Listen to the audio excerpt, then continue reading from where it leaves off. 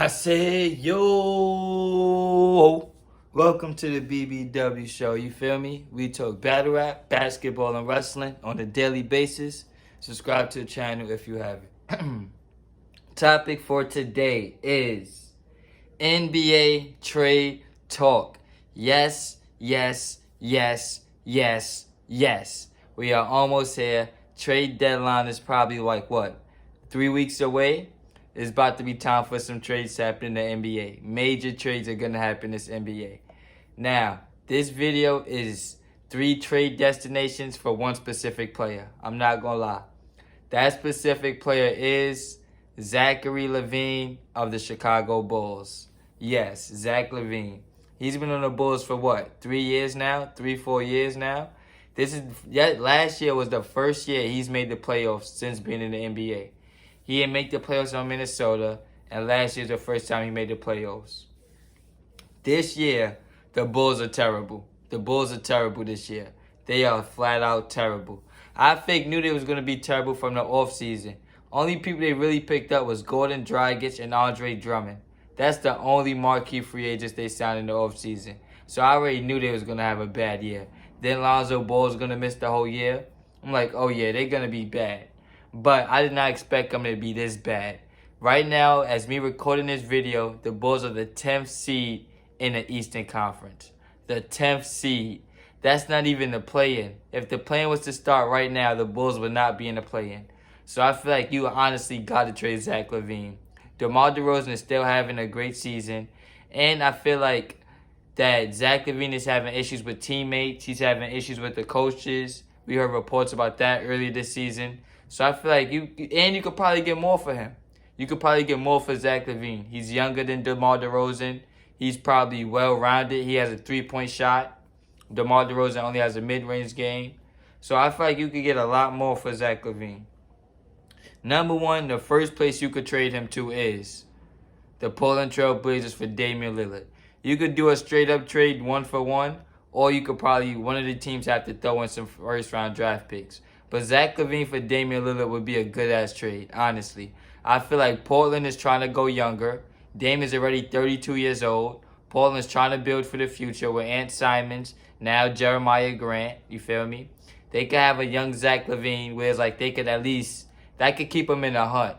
They don't got to be tanking, but they could be in the hunt, and they could have a good future. And then Dame Lillard on Chicago. Him and DeMar DeRozan, that would be very interesting. I would really like to see Damian Lillard in the Eastern Conference. We see what Spider Mitchell did his first year in the Eastern Conference. He's wrecking shop. I think Dame could do that same thing his first year in the Eastern Conference. I would like to see that. So Zach for Dame, that's my first trade. Number two is Zach to the Toronto Raptors. The Raptors, I've been saying this all season, they have the most assets in our entire NBA. They can at least get like 14 first-round picks for their starting lineup. That's how good their starting lineup is. Whether it's Fred VanVleet, Gary Trent Jr., OG Anunoby, Siakam, Scotty Barnes, whatever. They are all really good. Really, really good. And Toronto sucks right now. So it's like, y'all can honestly just get a marquee player for the future, or y'all can keep being bad, as y'all regular are, and just hoard talent. Y'all just hoarding talent, basically. Because those 5 players, bro, should be in way better positions. They're not fighting for no championship, nothing. Toronto can trade them and then start building for a future. They already got a ring. Zach Lavine on the Raptors, that would be crazy. That would be different. That would definitely be different. We know Toronto got a great coach, Nick Nurse. They got a great system. They draft good every year. So that would be something very interesting. It's just a question of who they give up for him. Do you give up Siakam and Fred VanVleet? If I'm Chicago, I'd take that in a heartbeat. Pascal Siakam and Fred VanVleet for Zach Lavine, I'd take that. Do you give up Scotty Barnes and OG Anunoby? I might take that too if I'm Chicago. Because them two guys are going to play great defense and they're going to get hustle plays. So that's another place Zach Lavine could go. Toronto Raptors. Last but not least, I seen people talking about this now, so I had to jump out and say it. Zach Lavine to the Dallas Mavericks. Yes, that would fake be spooky. It might take a little adjustment time for it to work with Luka and Zach Lavine, but I feel like it could work. I definitely feel like it could work.